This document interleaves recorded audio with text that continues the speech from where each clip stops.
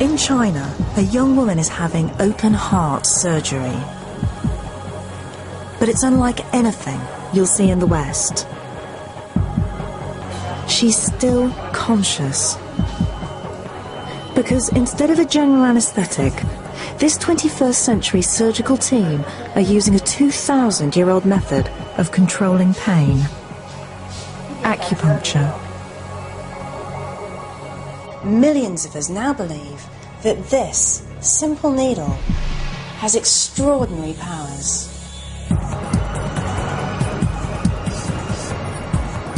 Today, more and more of us are putting our faith into alternative medicine. Ginseng, which is the main herb. From ancient herbal remedies. Quite fragrant. No. It's all way beyond what we normally think of as medicine. To miracle faith healing. Say it again, healed all!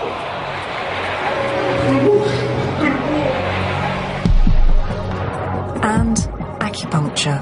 Ow. Oh, moving hurts, doesn't it? But do these therapies really work? Do they offer something more than conventional medicine? And can science help us find out? In this series, I'll be putting all three to the test. I'll find out whether these needles really do have healing powers. And in a groundbreaking experiment, I'll discover something truly astonishing about acupuncture.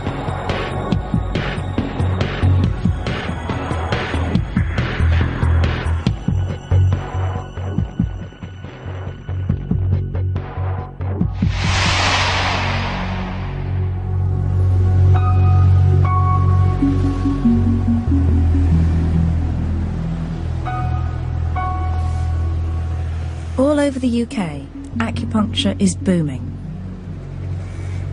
This ancient Chinese treatment is now one of the most popular of all alternative therapies. It's even taking hold within the NHS. Now, nearly 1 million of us use it every year, and it's growing fast. There are clinics all over the place. Now, here in Chinatown, that's not so surprising. But it's happening all over the country. Now, I'm a scientist, and with all that I understand about medicine, it just makes no sense that sticking a needle into a human body could cure illnesses.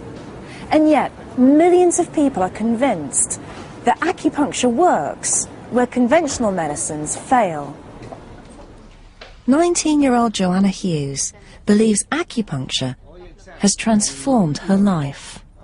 For nearly a year, she suffered from ME, a condition that left her bedridden. We will do something to help you. A lot of people are very frightened of needles. Yeah, I'm not too bad. Yeah? Conventional medicine had done nothing, so finally she tried acupuncture. Yeah? It's nowhere near as painful as sort of an injection or anything. It's not like that. It's a lot less painful than that. It's kind of like a little electric shock on points which are really strong. Like my liver point on my feet is really strong. You kind of feel electric shocks going like up your legs. It's reacting, you can see. After just a few treatments, the effect was remarkable. I just felt like kind of me again. I felt like I had so much more energy. I could just start to do some things which was just like so amazing compared to what I had been like a few months ago. And it's not just Joanna. Now, more and more people are convinced that acupuncture has worked wonders. My life was changed. It felt like I had new knees again because it was wonderful. I had to scream before if I moved my shoulder too much. As soon as I come out of a session, you can immediately feel that the pain has gone away. It did work for me, and it was kind of a miracle, if you like.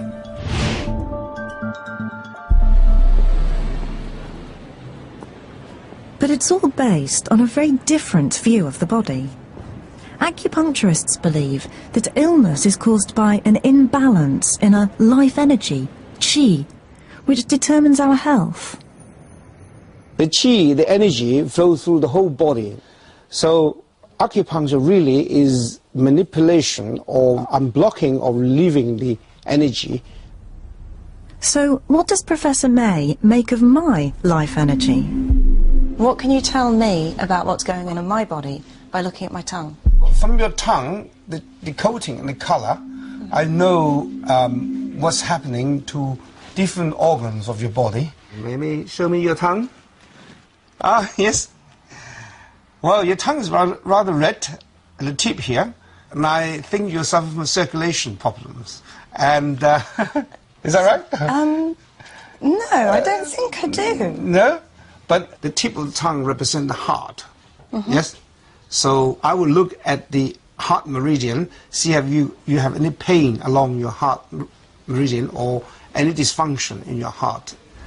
As a scientist, I found Professor May's explanation of how the body works extraordinary. What I'm really struggling with is that it's just all so alien. It's not just the needles, the language, the ideas, even the diagnosis. And it just bears no relation to science. And yet, so many people are convinced that it's working for them. So I have to find out whether it really is.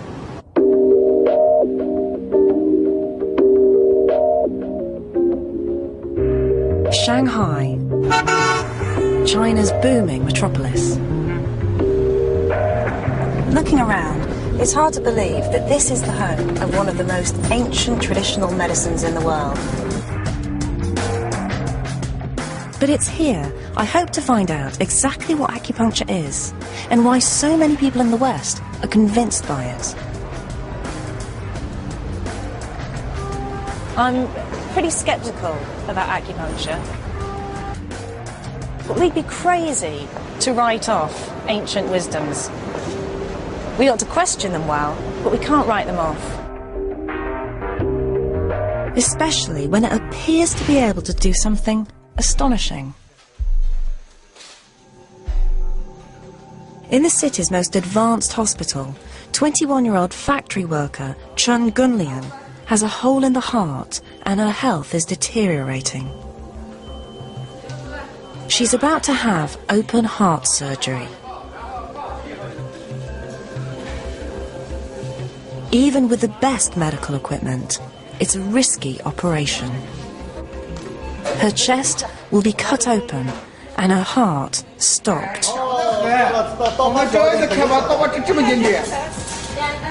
But Gunlian will go through all of this without a general anaesthetic. Instead, she's chosen acupuncture.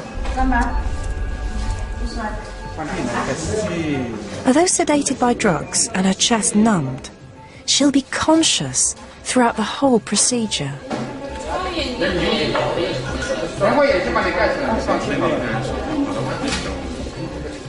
The doctors stimulate the needles using an electrical current.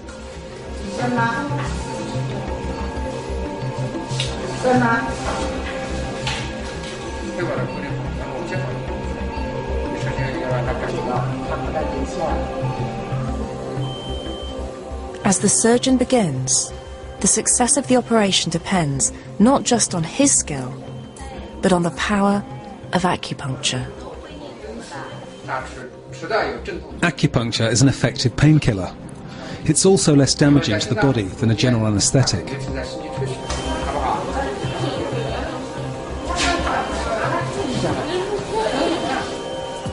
It seems incredible, but Gunlian's doctors have done more than 300 similar operations. What could possibly explain what's going on?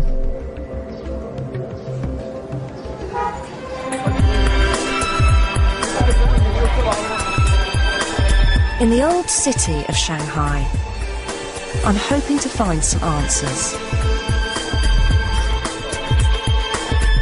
I've come to meet one of acupuncture's masters, Yo Yurin, an acupuncturist from one of China's great medical dynasties, and someone who can help me understand exactly how acupuncture works.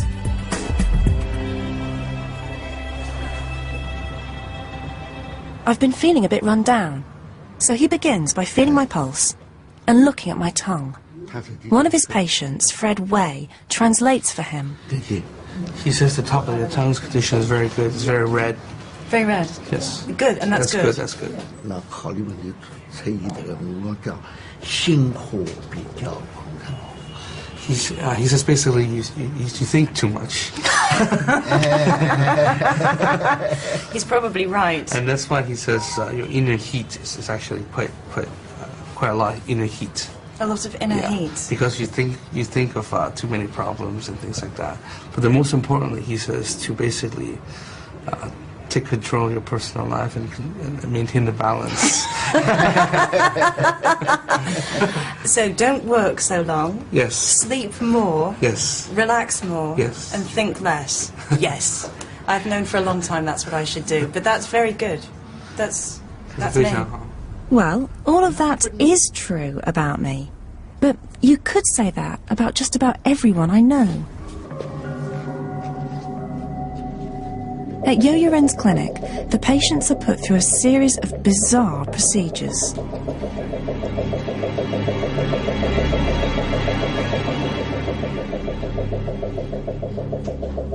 And Fred was happy for me to watch his treatment.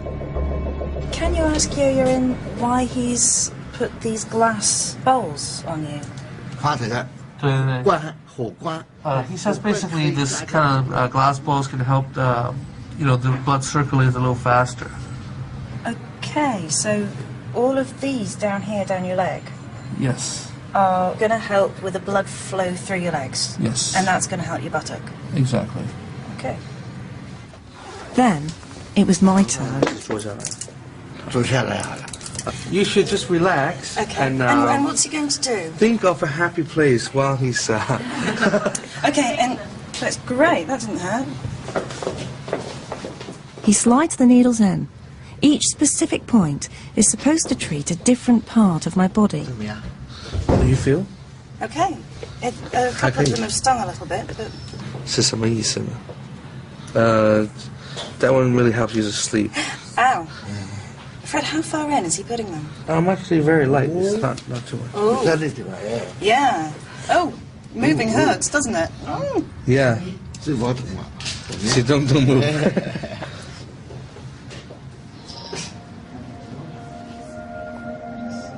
Well, it's quite nice to lie down, but I can't say I'm feeling anything special.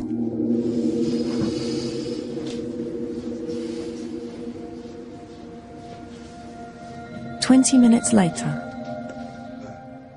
And how long does it take to work, Fred? A few times. A few times, so I shouldn't expect any miracles. You have to maintain self-balance. That's the most important part. So you have to sleep more and work less. So most of it is down to me? Yes. Okay.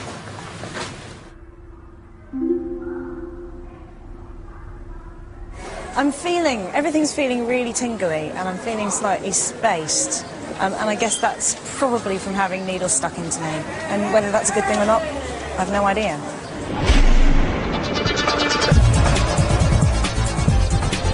Today, ancient China is rapidly disappearing.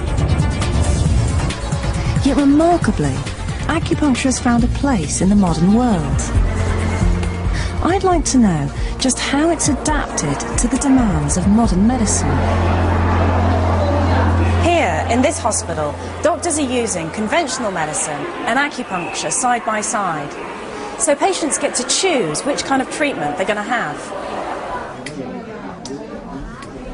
Doctors here claim they use it for sound medical reasons, not just to keep a tradition alive. And what was wrong with him? Okay, so for pain, acupuncture. Yeah. For a problem with an organ, Western medicine. And if that doesn't work, then acupuncture. Yes. Okay. Yes. But sometimes what use in Western medicine, they have a very big side effect. So they will say, yeah, you can accept some acupuncture treatment. Okay. Use a little dose of Western medicine and accept acupuncture. Ah, so use a small amount of Western medicine. Yes. And acupuncture treatment to help to increase the effect. Yes. Yes. And that reduces the side effects of the Western medicine. Yes. Okay. Yeah. Doctors here claim that acupuncture can treat just about every illness. and people come from all over the world to seek a cure. I went to my doctor in Houston. I had a pain in my shoulder. It's been like that for about 6 months. First he gave me steroids, didn't really get better. So he said, you're going to China, why didn't you try acupuncture? And as soon as I come out of a session, you can immediately feel that the pain has gone away. I had a virus attack, and half of my face was paralyzed. And someone recommended Dr. Lee to me, so I came here after 5 treatments, and I was fine. I'm here to stop smoking. I have high cholesterol, is what I have, and if I continue to smoke, I could have either a heart attack or a stroke. So, you know, both health reasons and, you know, my own moral reasons to stop. That one hurt. Sorry. It's time for the needles to come out. If they're working, she should feel sick when she smokes. Oh, you want me to try? Does he want me to try to smoke? In here, it's okay to light up? Okay.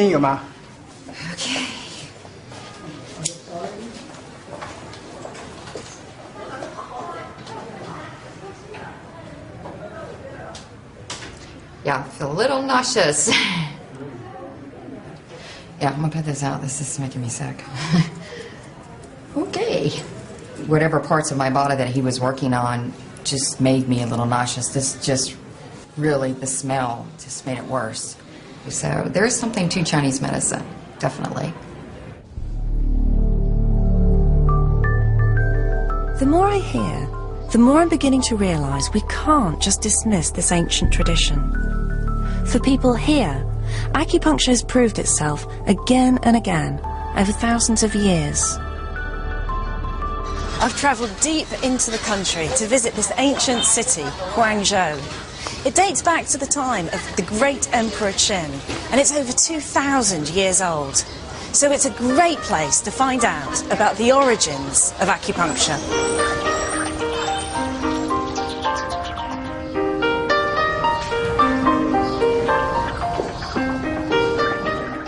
Yo Yurin has invited me to a museum dedicated to acupuncture. The earliest needles look more like instruments of torture.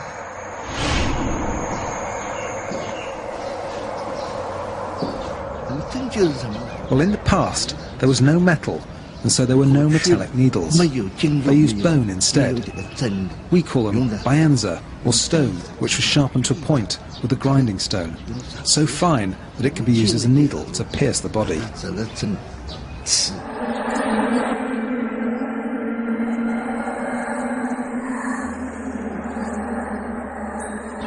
So why did people start to stick needles into other people? Someone would feel discomfort, but they'd discover that if you put a needle in some part of the body, there'd be a sensation, and all of a sudden the pain would disappear.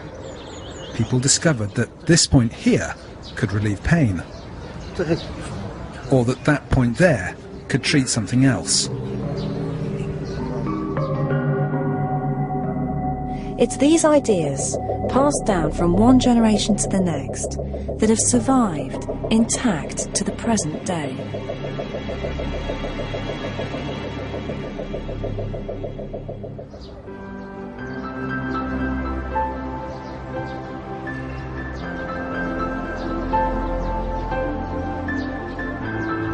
Acupuncture is so deeply rooted in the medicine here, hardly anyone questions whether it works.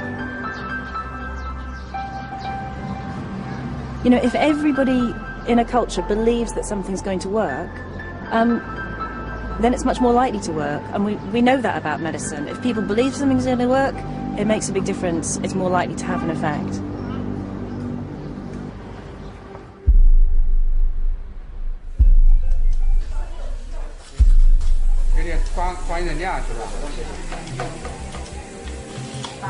Gunlian's operation is entering the most dramatic phase.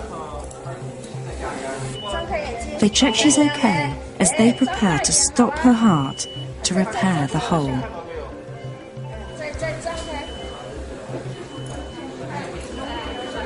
It seems amazing to me that acupuncture is even considered for such a life-threatening operation.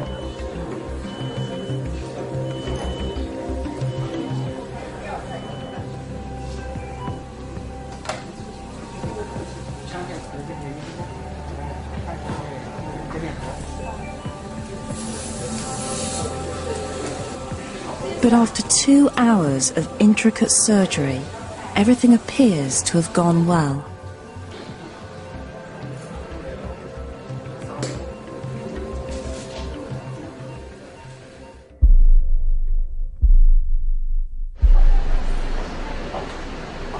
Remarkably, just 2 days after the operation, Gunlian is sitting up in bed, telling her sister the story.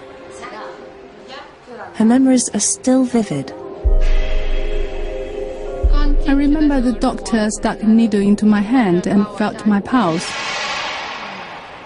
Then he put another needle in here and here near my vein. Then my whole body started to tremble. When the scalpel started to cut the bone, I could hear it all. But I didn't feel any pain, not a thing. The speed of Gunlian's recovery is impressive. Just a week after the operation, she's ready to check out. And there's one other benefit to the acupuncture. The bill is a third of the cost of an operation with general anaesthetic.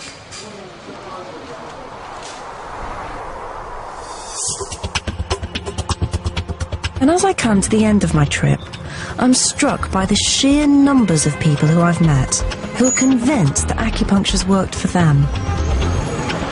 The ancient belief in acupuncture and qi is as much at home among the modern skyscrapers as the old temples. This idea of qi is right at the heart of acupuncture. The Chinese see it as a universal energy that flows around the world and inside every one of us. So it's right at the heart of the culture.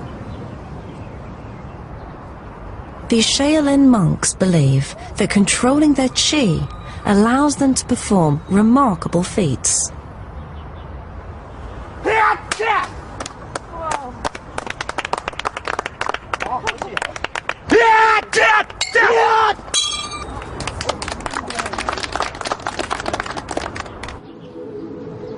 And every morning, millions perform Tai Chi, a daily ritual they believe keeps the Qi life force in balance around the body.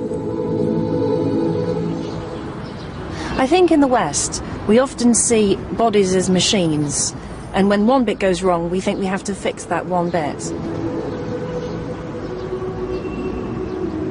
With acupuncture, the Chinese see the body as a whole system, and so instead of just trying to fix the bit that's gone wrong, they try to readjust the balances in our whole body.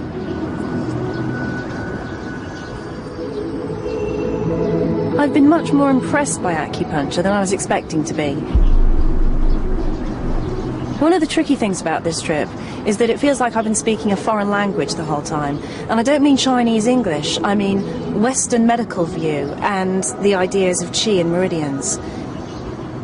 A lot of scientists coming here might say they need more evidence, and I need more evidence, but I've seen enough to make me believe it's really worth trying to explore it more. So, as I head home, I'm eager to find out what science has to say about acupuncture.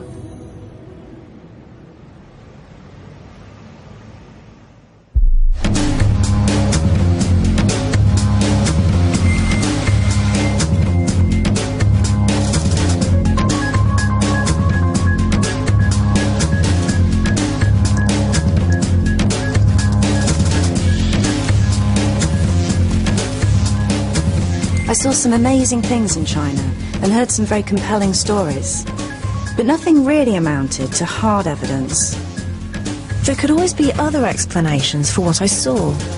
The woman who gave up smoking, for example, seemed determined to give up anyway. So, is there any objective scientific research into acupuncture? Just one website has 9,000 scientific papers and 661 trials.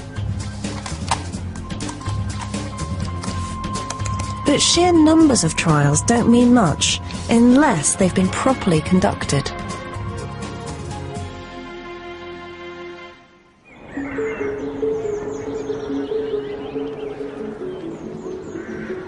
I've come to Exeter.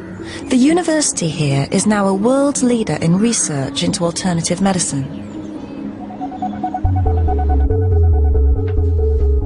Professor Edzard Ernst scrutinises the research for alternative therapies using strict scientific criteria. Well, one thing is absolutely certain.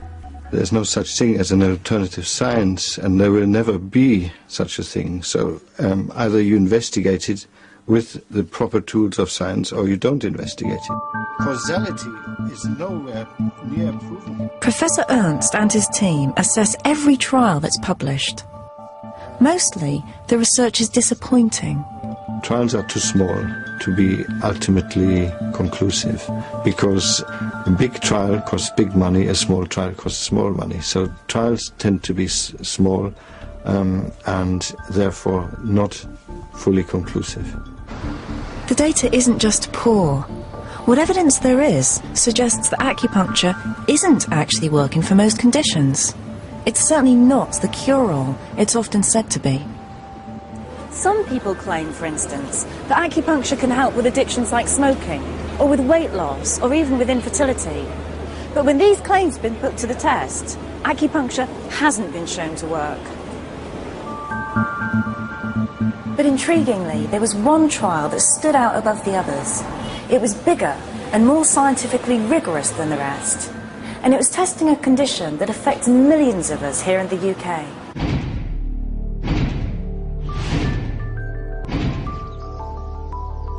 Linda T. has suffered migraines for 25 years. A couple of times a month they'd strike, throwing her family life into chaos. My eyesight goes, and it goes like all jagged, and you get blind spots, and then usually within about an hour I'll start to feel sick and get a real pounding headache, and it's just like unrelenting, it's just horrendous. Nothing her doctors did seemed to work. But then her mother suggested acupuncture, which had worked well for her bad back. And she couldn't stand up at this time, she was like bent double, and she said, well, yes, do anything. And she did that, and it worked, and she was able to stand up, walk around and leave, and she was kind of fine, and she couldn't believe it. Linda's doctor wouldn't prescribe acupuncture, but she did finally get the chance to try it when she was asked to take part in a medical trial. I also use RAND6 over here. RAND6 is a point that we commonly use for energy. Medical researcher Andrew Vickers was asked to conduct the most comprehensive trial so far into acupuncture. What we wanted to do was a very large study, taking pretty much all comers, anyone with chronic headache disorders, and we wanted to follow them up for a longer period of time, a year or so. And the idea was that the data from this study would be directly relevant to medical practice. And so the first full-scale acupuncture trial in the UK got underway. Together with 400 other volunteers, Linda was randomly allocated to one of two groups. One, the control group, had just the normal treatment. The other group had normal treatment plus acupuncture. Linda was in the acupuncture group. The acupuncture did something for her migraines that no conventional medicine had managed. I didn't have any through the trial, and then I never had another one afterwards. So it was kind of almost miraculous. What we found at the end of the trial was that patients who were in the acupuncture group had fewer days with headache, and the headaches they had were less severe than the patients in the control group. The results were intriguing. Here at last was a large-scale, randomised trial that showed acupuncture might really work. It was a significant step forward. But there's something that's still troubling me. perhaps it wasn't the acupuncture itself that was making the difference to people like Linda and the other volunteers. It could have been some other part of the treatment. Just being listened to once a week, having that kind of attention, or being able to lie down and relax properly. Maybe those things made a difference. And there's another big problem. And then you stimulate them manually? The placebo effect. If you know you're having a treatment and believe it might help, especially if it's something as elaborate as acupuncture, then that in itself can have a big effect. And another stimulation is maybe we want to placebos can move mountains in clinical medicine. In order to create progress in healthcare, we actually want to find out whether a treatment is more than a placebo. It's a crucial hurdle to overcome. There's only one way to be sure that it's the act of needling itself that benefits the patient. And that's to compare those who've had acupuncture with those who've been tricked into believing they've also had it. Now, how on earth can you do that? Persuade someone they've had a 1-inch needle stuck into them when they haven't? Well, something's been developed that does just that.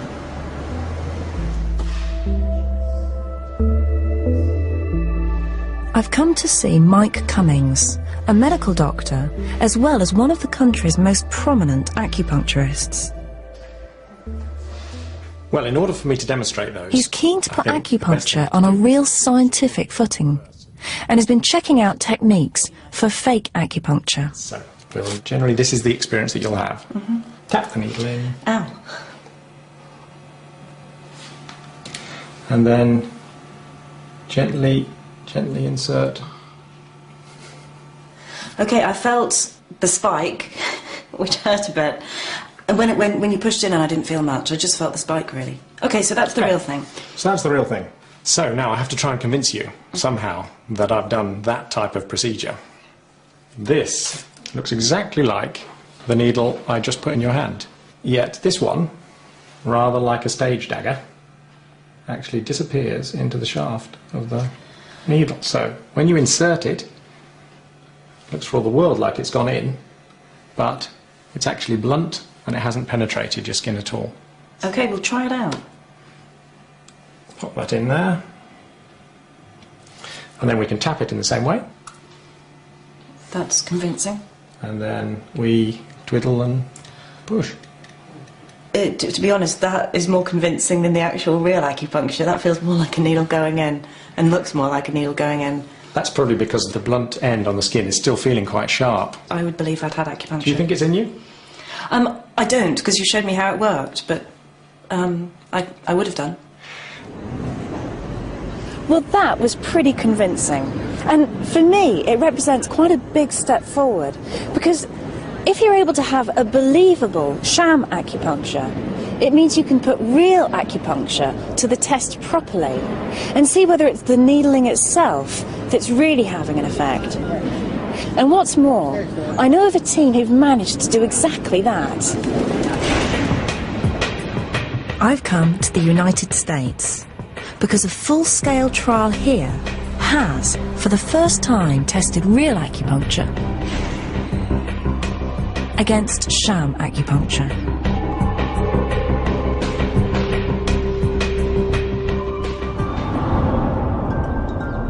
At the University of Maryland, researchers were determined to discover whether acupuncture was better than a placebo.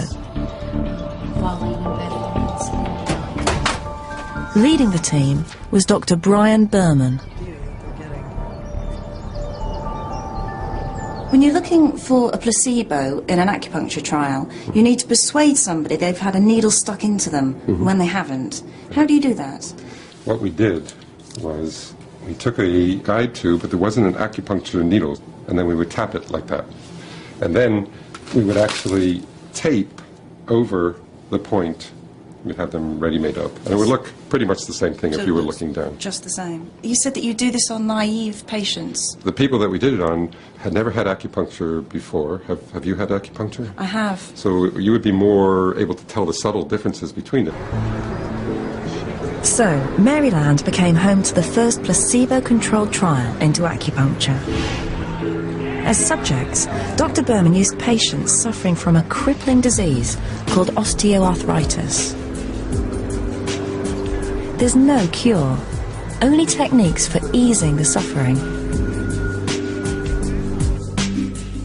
Sylvia Ankers emigrated to America 40 years ago and has been in crippling pain for the last 20. You think you can do a lot. You know, you start to walk and you think, I'm going to be fine. I can walk this long road. But then the pain, it's hard to explain. It's almost like having toothache in your knees. It just really hurts. But acupuncturists claim great success for it. For Dr. Berman, it was the ideal condition to test. 570 sufferers were recruited and divided into different groups. They were randomized to one of three groups. They either got true acupuncture, sham acupuncture, or the education control group, which was the standard care from the Arthritis Foundation. Sylvia, although she didn't know it, was assigned to the real acupuncture group. They told us that, you know, we wouldn't know whether we were having the actual acupuncture or a placebo. On my first session, I was a little apprehensive because, you know, you think needles going in, they're going to hurt, but they didn't. Throughout the 26-week trial period, the team checked the effectiveness of the placebo. We think the placebo worked reasonably well. Most of the people in the groups couldn't tell if they were receiving true acupuncture or sham acupuncture. The team were happy that they'd convinced enough of the sham group by the technique for the trial to be scientifically sound. Over the months, the results were compiled and then analysed, and a clear picture began to emerge. The reaction was pretty incredible. There was a lot of interest because it was a well-done study with a large number of participants that had a credible placebo control and adequate follow-up and adequate acupuncture. So it was applying good science to this ancient technique.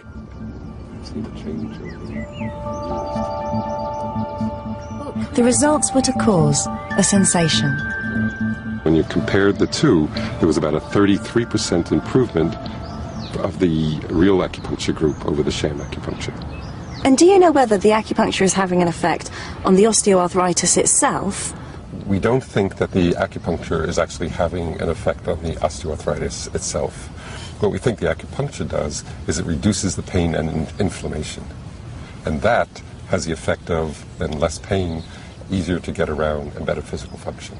So would you say that this trial proves that acupuncture works, at least for osteoarthritis? I think it does show that acupuncture works for osteoarthritis of the knees. You know, I can't say because of this trial that acupuncture works for other types of osteoarthritis even. It may well do, but we need to do this sort of definitive studies. We don't have all the answers in Western medicine. So this trial is the first really convincing scientific evidence that acupuncture works. For Sylvia, it meant a new lease of life. I told everybody to use acupuncture. I felt like the spokesperson for them. There was such a difference in the pain level, in the walking, in every aspect of my life was changed. It felt like I had new knees again because it was wonderful. When I heard about the Berman trial, first thing I did was send an email to Brian Berman to congratulate him, because up to that point, you know, we had the largest trial, and now he had the largest trial, and I think it's very important to get these big trials done. Of course, the nice thing about his trial is that it also had a placebo control group, and he did show important differences between patients who received true acupuncture and those who received a sham technique. The Berman trial shows that acupuncture is effective for one specific indication. The trial is well designed, and therefore I personally trust its results. It convinced me that acupuncture works for knee osteoarthritis. So scientists and patients seem to be speaking with one voice, that for osteoarthritis at least, acupuncture works. And other trials suggest it works for other kinds of pain too. So we can safely say, based on the evidence, acupuncture works for some kinds of pain.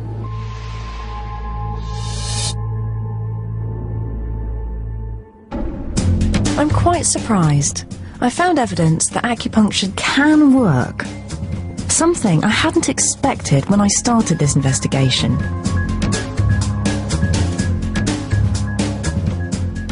But that just raises an even bigger mystery. Because, so far, there's no proof that needling has any measurable biological effect on the body. So, how can it be treating pain? To be really convinced that it's working, I need to understand how it can be having its effect.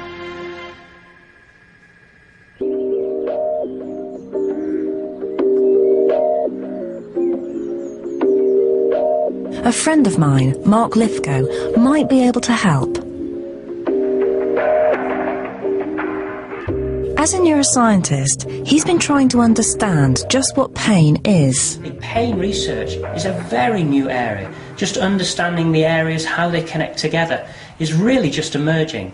But modern scientific equipment, like the MRI scanner, has provided insights. 15 years ago, it was not possible to look inside someone's head. It was treated as a black box. This has revolutionised how we understand neuroscience today.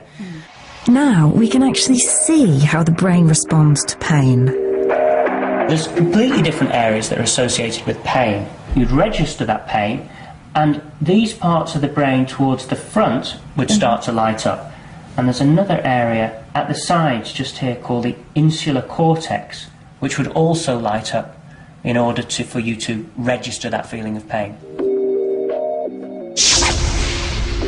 So the brain may be the key to acupuncture. That was really important. If acupuncture works on pain, then it ought to affect the areas of the brain that are involved in experiencing pain. And we're going to devise an experiment to try to measure that. Now, it's hugely ambitious, because of course we've got to be scientific and rigorous and plan it really carefully. But if it does work, we could find powerful evidence that acupuncture is having a real effect on the body. I've called in some of the top people in the field to help.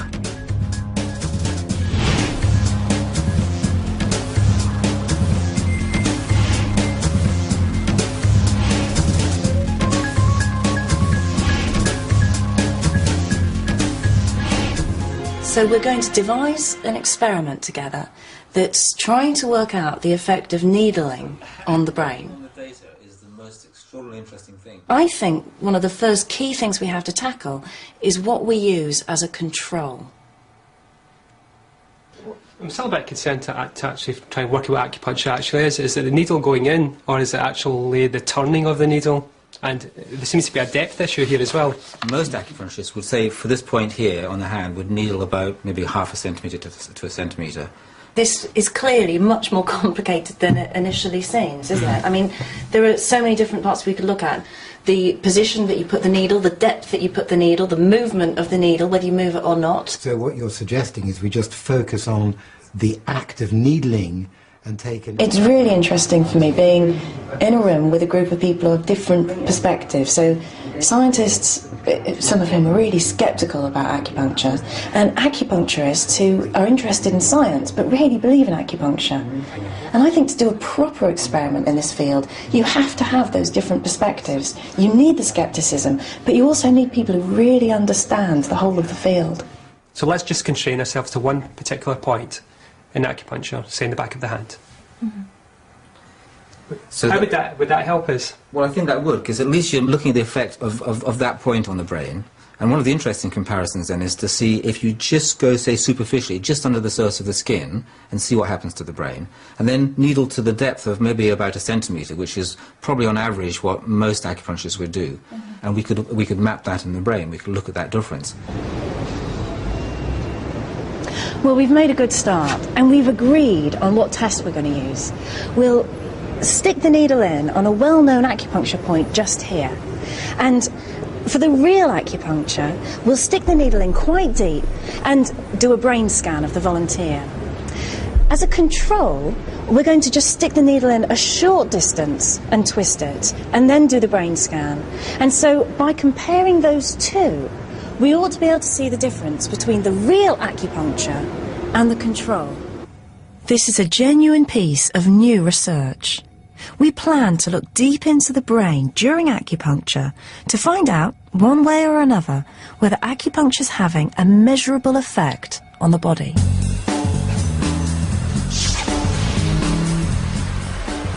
Oh, that's fantastic. 16. Now all we've got to do is set the experiment up.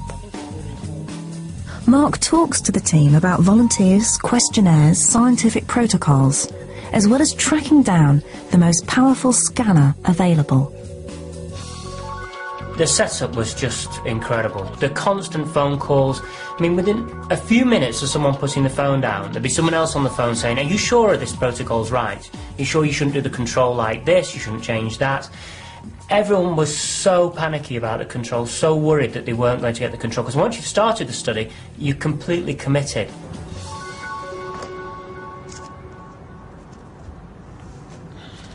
The whole team are now really fired up, and the stakes are getting pretty high for everyone. The scientists are quite convinced they're not going to see anything unusual happening in the brain during acupuncture, whereas the acupuncturists are a bit worried that if they don't see anything interesting, well, it kind of undermines their whole profession. Finally, it's the big day. Hugh will lead the study and carry out the acupuncture. Aziz will scrutinise the data and analyse the results. Mark and I will be on hand to check what's going on. And we've pulled off a coup. We've persuaded the University of York to let us use their state-of-the-art scanning equipment. Now, we've come here to York to do these experiments. Why here? Well, they've got here the new generation of MRI scanners, what's called the 3 Tesla version, which is a relatively high field strength. Only a few years ago, they were what's called 1.5 Tesla, so it's doubled in field strength. So it's a hefty, big MRI scanner. Big magnet in there. The MRI takes stills, like photographs of the brain, but we're also going to use a more advanced form of scanning. It's like perhaps having a video footage where you get a continuous stream of data, so you can actually follow someone's thoughts in real time, far closer than you can do even with the big scanners here. So using these two techniques together, we ought to be able to see deeper into the brain what's going on at a particular time when acupuncture is going on. I think so. Firstly, no one's combined these two techniques on the same patients. That's a complete first here. This particular design of study is a complete first, trying to rule out certain features. And using this field strength with this magnetic field has not been done before. So there's lots of firsts that are going on in this study. If you don't find it here, you're not going to find it anywhere. The massive magnet is powerful enough to pick up a car, so each of the volunteers has to check for anything metal on their bodies.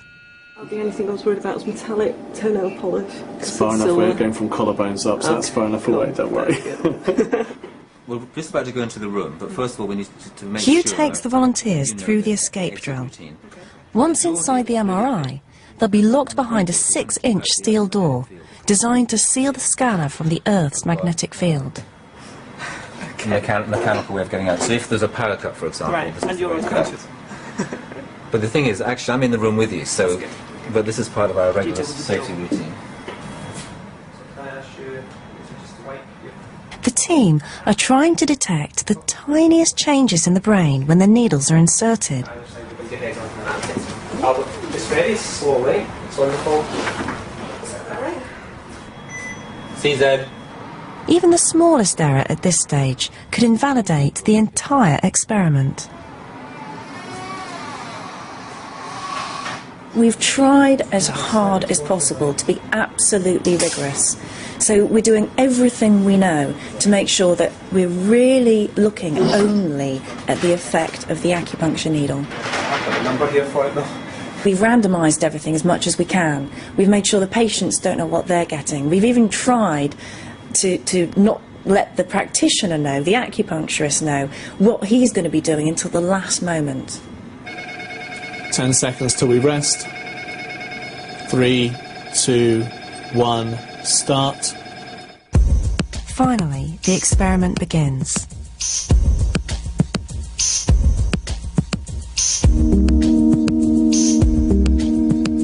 A scan is first taken of the brain at rest, the baseline.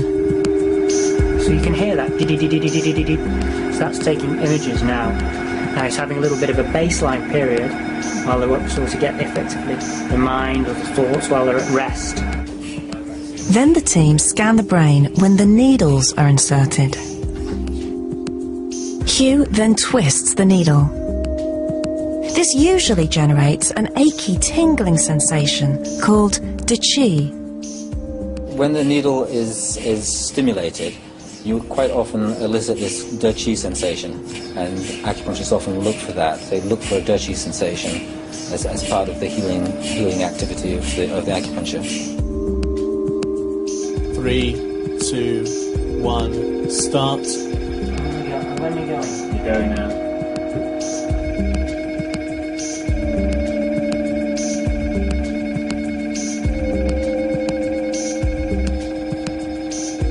Part of the excitement for me of this experiment is that it's really bringing together Eastern approaches to acupuncture and a really rigorous Western scientific way of thinking. And it could completely change the way that we see acupuncture.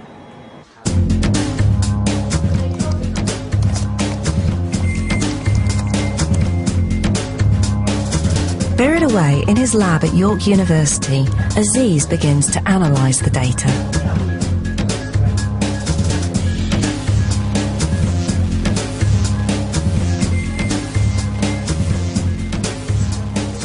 It'll be weeks before the analysis will be complete, and we'll find out what, if anything, our experiment has revealed.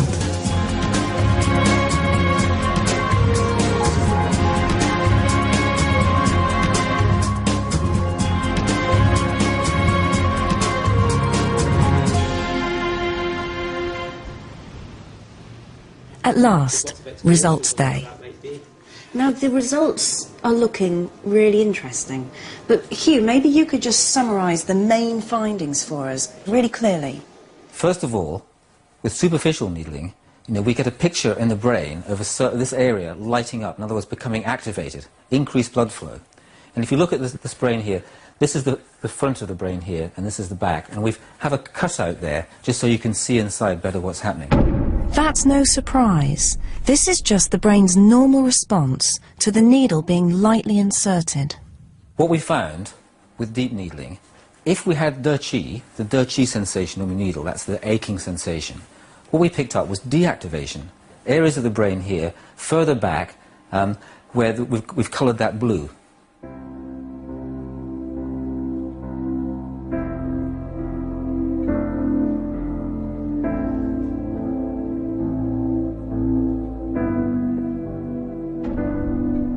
Acupuncture was having a real effect on the brain, and it was doing something completely unexpected. It was a result that surprised us all. That reinforces the idea that something quite special is happening, something unique to acupuncture, something physiological. Well, as a neuroscientist, I'm particularly interested in activations of the brain, but the surprising thing about this study is that we have deactivations, a decrease in neuronal activity, and that's something I think that neuroscientists have got to take into account. Well, for me, the most extraordinary thing is, out of this whole study, is that we've got what you might call objective evidence. We've got biological correlates of acupuncture. Something's happening in the brain when you put a needle in. Different things happen with superficial and deep, and they're clearly associated with acupuncture, and it's something you can actually measure and quantify. Superficial needling. But the team was even more excited to discover where it was happening. Associated with the needling, the superficial needling, also activated these deeper structures around here The area of the brain affected by the deep needling was an area often called the limbic system. This part here was also activated, and what we know about these deeper structures is they're associated with our experience of pain. Or, yes, how we experience pain, how we modulate pain, and it's known as the pain matrix. That sounds really exciting. You're saying that the bit of the brain that helps us decide whether something's painful, the kind of threshold that we have for pain, we think perhaps is being affected by acupuncture, and so maybe that helps to explain why acupuncture can help with chronic pain. That's one hypothesis. Certainly it's a guess, and I would say it's quite a good guess, yeah. Wow, well that's quite remarkable. So, the discovery that parts of the pain matrix become less active by deep needling with De Qi is astonishing. Why? Why on earth would just that De Qi sensation, you know, be associated with deactivations? That we don't know. But when you tie it in with the fact that acupuncturists use De Qi, does then these deactivations start to give us the key to how acupuncture works? That's what puts a smile on my face. It's just incredible, I think, the way that acupuncturists say what really matters in acupuncture is De Qi. And then here we are, you, neuroscientist, is saying, oh, we find that this amazing thing going on in the brain that we don't really understand that well, the deactivation, the being less active than normal, that only seems to happen during De Qi. And maybe that's coincidence, or maybe that's the key to something really interesting.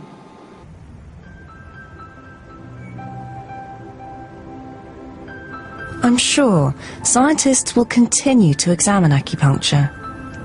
After all, huge gaps still remain in our understanding of this ancient medicine. But for me, the results of our experiment do add weight to many of the stories I've heard on my travels.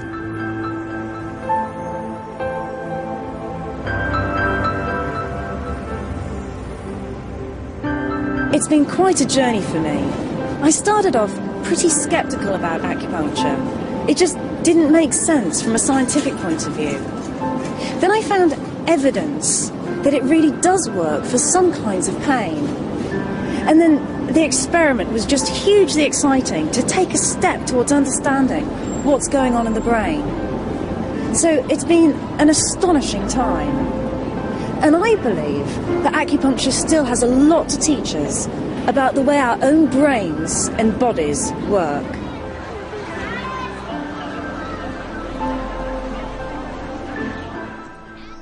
And Kathy Sykes turns her attention to healing, same time next Tuesday on BBC Two.